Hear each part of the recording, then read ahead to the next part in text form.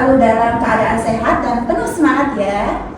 Sebelumnya kenalin dulu, aku Miladina yang akan menjadi host dan menemani teman-teman di podcast Pro MD kali ini. Senang banget karena di episode kali ini kita akan mengobrol bareng narasumber yang sangat keren banget. Mereka berhasil menciptakan sebuah inovasi pangan yang tidak hanya menarik tetapi juga berhasil meraih prestasi. Nah, sesuai dengan tema kita hari ini yaitu Beyond the Trophy, kisah dibalik inovasi pangan juara, kita akan mengupas cerita dibalik keberhasilan tersebut. Pastinya bukan cuma membahas soal produknya, tetapi juga proses, perjuangan, tantangan, hingga tips yang bisa menginspirasi teman-teman semuanya. Baik, langsung saja kita sapa narasumber kita. Halo Kak. Halo. Selamat datang ya Kak di podcast Pro MD. Terima kasih banyak sudah meluangkan waktunya untuk hadir dan berbagi cerita bersama kami. Iya, terima kasih kami sudah diundang di podcast hari ini. Sebelum masuk ke pembahasan utama nih Kak ya, boleh dong Kak memperkenalkan diri terlebih dahulu kepada teman-teman yang sedang menyaksikan podcast kali ini. Oke, kamu dulu. Ya. Halo semuanya, perkenalkan nama saya Amalia Tiara Nursyarata, biasanya dipanggil Tiara. Saya dari tingkat 2 program D3 Gizi Poltekkes Kemenkes Surabaya. Salam kenal semuanya. Dan Halo semuanya, perkenalkan namaku Naswa Adani Maulidia, biasa dipanggil Naswa. Saya juga dari tingkat 2 jurusan Gizi. Salam kenal semuanya. Salam kenal Kak. Terima kasih Kak. Nah, supaya teman-teman semakin mengenal kakak-kakak nih ya yang di sini, kita langsung masuk ke sesi mengobrol ya.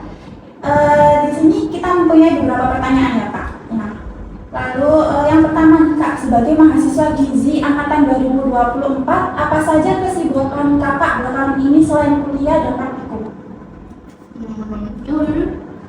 Oke, kalau dari aku, kalau kesibukanku itu untuk saat ini lagi mengikuti organisasi juga. Jadi di kampus nggak hanya kuliah sama praktikum, tapi aku juga ikut organisasi, yakni Badan Eksekutif Mahasiswa.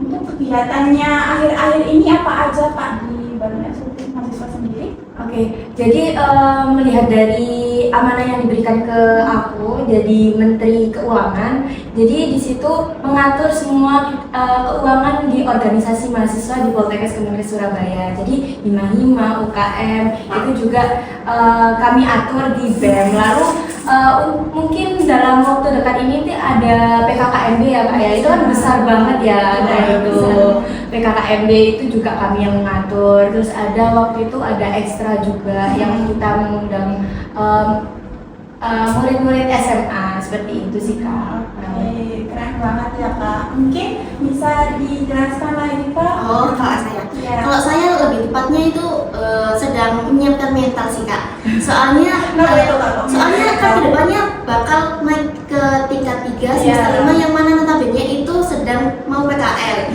Berbeda dengan Kak Naswa tadi kan sedang organisasi dan lain sebagainya. Kalau saya lebih tepatnya menyiapkan mental aja sama cari-cari lomba apa lagi. Soalnya udah disuruh-suruh buat ayo lomba lagi gitu. Sedangkan saya masih nanti dulu deh gitu.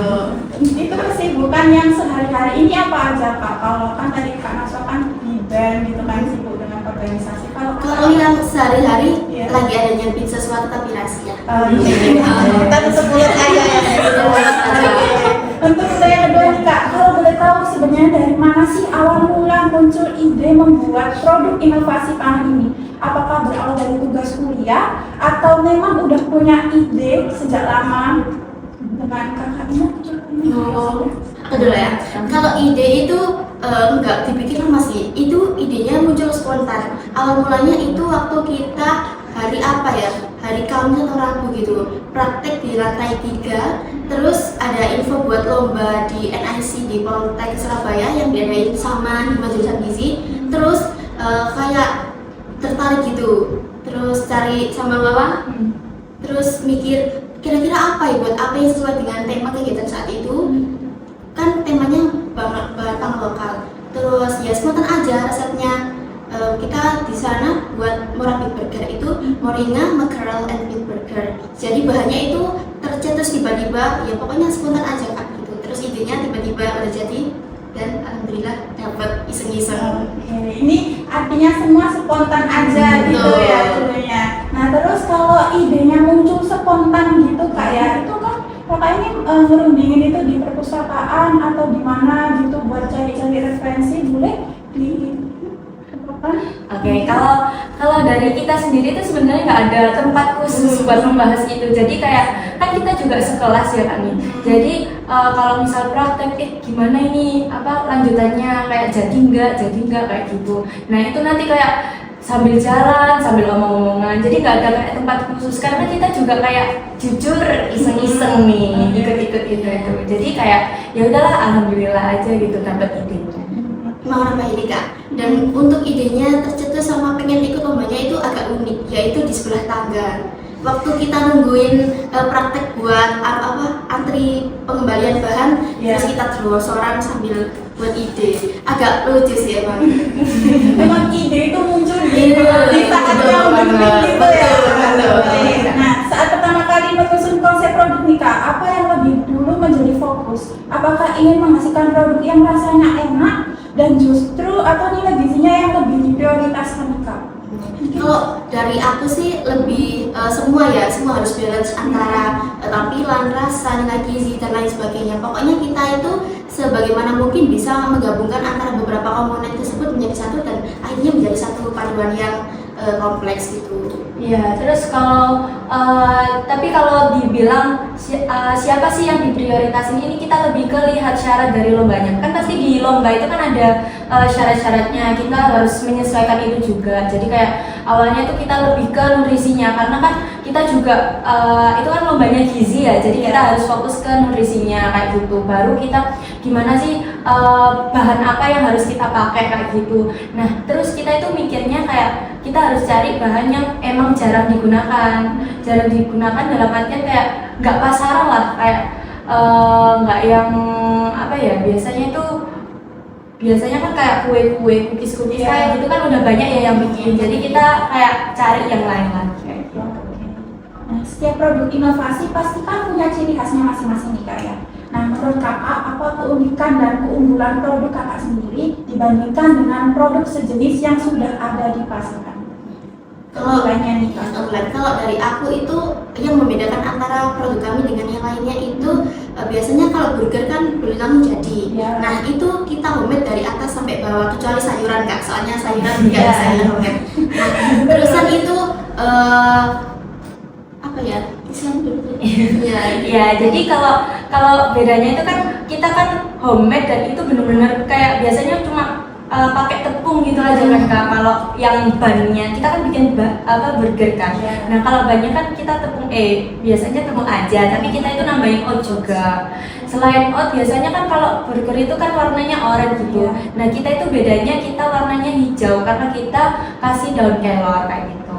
Terus isinya juga, untuk isinya itu jarang banget karena kita biasanya kan patty-nya itu dari daging sapi gitu ya dan dicampur tepung. Kalau kita itu ada kayak ikan kembungnya, terus ada buah bitnya kayak gitu. Sama daun kelor. Iya, tetap daun kelor. Tapi kalau semisal patty ini warnanya memang tetap ungu ya Pak jadinya karena buah bit itu lebih lebih dominan di situ kayak gitu.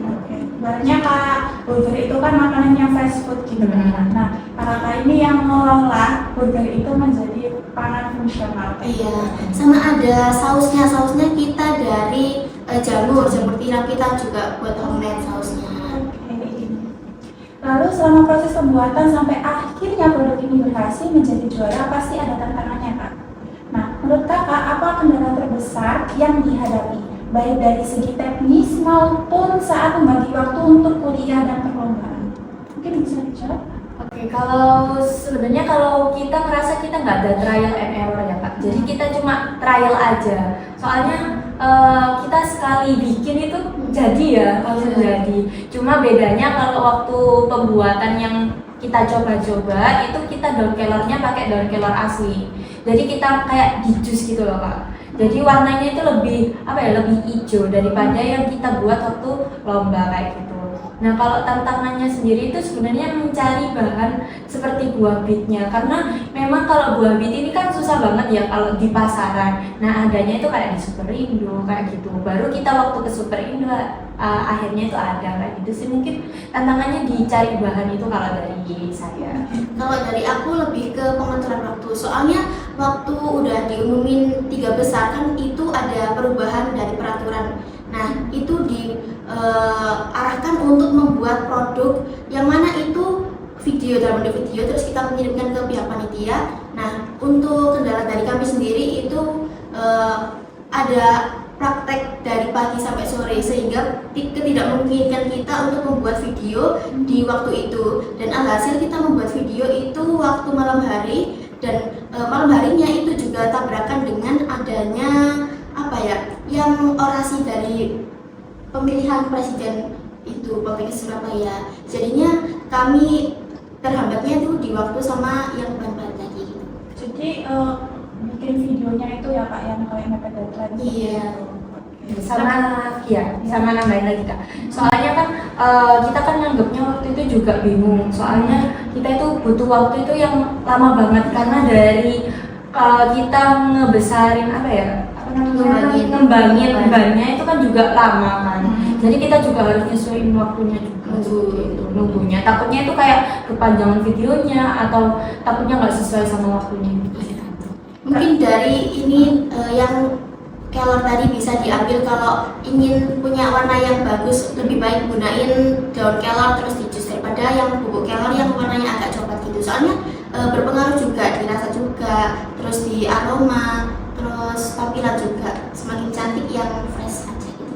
Oke teman-teman, ini bisa menjadi catatan juga ya, daun kelor itu lebih baik di jus, gak usah pakai yang bubuk aja. Iya, tertentu. Dan menurut kakak, bagaimana caranya agar ide yang sederhana ini, bahkan bahan pangan lokal yang sering kita temui, bisa dikembangkan menjadi sebuah produk unggulan yang menarik perhatian juri? Itu boleh salah satunya? Apa nggak tadi pertanyaannya? Bagaimana caranya agar ide yang sederhana atau bahkan bahan pangan lokal yang sering kita temui bisa dikembangkan menjadi sebuah produk unggulan yang menarik perhatian juri? Mungkin bisa dari warnanya atau teksturnya seperti itu. Kalau dari aku sendiri mungkin dari warna, tekstur, rasa semua harus balance. Gak hanya mementingin gizi aja, tapi tampilannya itu acak-adul. Tapi dalam paduan yang pas seperti rasa yang enak, lezat, terus nilai gizi yang baik, rendah lemak, tinggi protein, dan lain sebagainya. Terusan juga warna yang gak kayak merusak mata dan lain itu harus jadi satu komponen yang sangat utuh, sehingga nanti apabila juri menilai dan melihat dari produk kami, merasakan ataupun lain sebagainya, itu bisa tertarik dan wah ini harus sempurna. Kalau melihat perkembangan inovasi pangan saat ini, menurut kakak seberapa besar sih kontribusi inovasi yang dibuat oleh mahasiswa terhadap upaya mendukung ketahanan pangan di Indonesia? Ya kayak gini, kalau misal mendukung ketahanan pangan di Indonesia itu, kalau kita tahu ya sekarang itu banyak fast food ya, dan bahan-bahannya itu benar-benar yang dari bahan impor. Nah jadi kayak nggak sesuai dari, nggak memanfaatkan, kita itu kurang memanfaatkan yang ada di Indonesia kayak gitu. Jadi peran mahasiswa di sini khususnya di jurusan gizi pasti kan kita juga diajari pangan-pangan. Terus kalau teknologi pangan kan juga sudah ada jurusannya ya. Kita lebih ke mengolah, terus mencari nutrisi yang ada. Jadi kita harus mengolah itu kayak menurutku benar-benar penting dari peran mahasiswa ini untuk mencari inovasi yang lebih besar, lebih lanjut, dan kita juga menyebarluaskan ke masyarakat sekitar supaya masyarakat sekitar itu juga tahu, oh di Indonesia ini ada bahan ini bisa dibuat mengolah ini kayak gitu. Jadi kita nggak harus mengacu ke restoran-restoran yang fast food yang menggunakan minyak-minyak atau bahan-bahan yang dari luar kayak gitu sih kalau dari.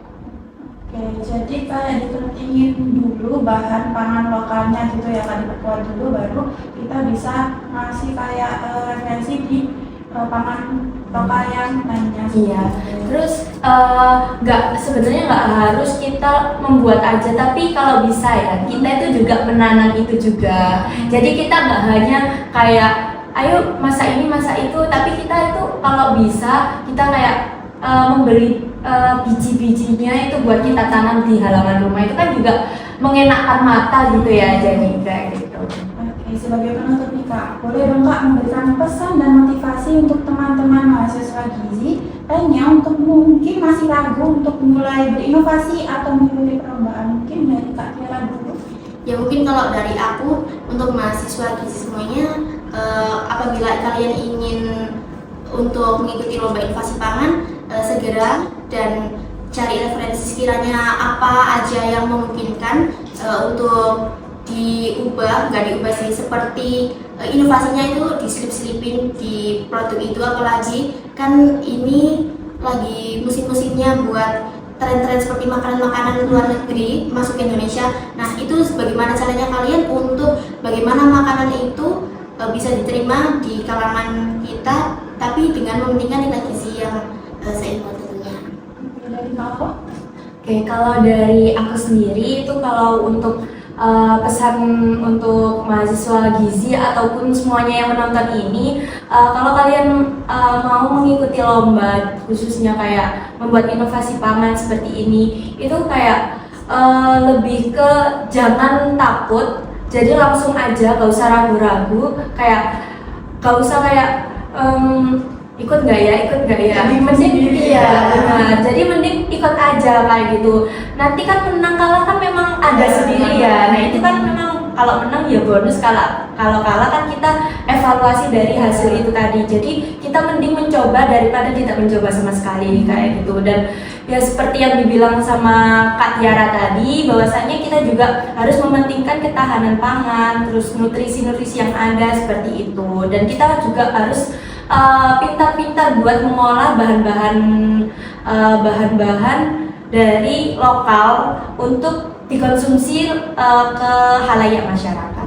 Tambahan nih Kak, kalau semisal dari teman-teman merasa bingung kayak wah aku harus mulainya dari mana ini, ya langkah pertama adalah kalian cari dulu sekiranya referensi apa yang ingin kalian buat. Selanjutnya kalian langsung datang aja ke dosen, soalnya dosen itu bisa untuk membimbing kita, misalnya kurang ini kurang itu. Nah nanti kalian diarahkan, dan jangan lupa untuk terus bertanya, karena kalau tidak bertanya akan susah di jalan gitu. Karena ide juga itu nggak terlalu di luar gitu Pak ya, bisa jadi ide kita itu juga ada di kita seperti itu. Iya betul, nggak jauh-jauh. Nah, terima kasih banyak Pak. Semoga pesan yang disampaikan tadi bisa menjadi penyemangat untuk teman-teman semua agar terus berkarya dan berani mencoba hal-hal baru. Tidak terasa ya Pak, obrolan kita hari ini sudah sampai di penghujung acara. Terima kasih banyak kepada narasumber yang sudah meluangkan waktunya untuk berbagi pengalaman, cerita, dan inspirasi bersama kita di podcast ProEnglish. Semoga dari obrolan hari ini kita bisa belajar bahwa sebuah prestasi tidak diraih secara instan. Ada prosesnya panjang, kerja keras, kegagalan, dan semangat untuk terus mencoba hingga akhirnya berhasil mencapai tujuan. Semoga podcast kali ini bisa menambah wawasan sekaligus memotivasi teman-teman semua untuk terus berinovasi, khususnya di bidang pangan dan gizi. Jangan lupa untuk terus mendukung podcast ProEnglish dan nantikan episode-episode selanjutnya. Aku Mila, selaku host pamit undur diri. Terima kasih sudah menyaksikan.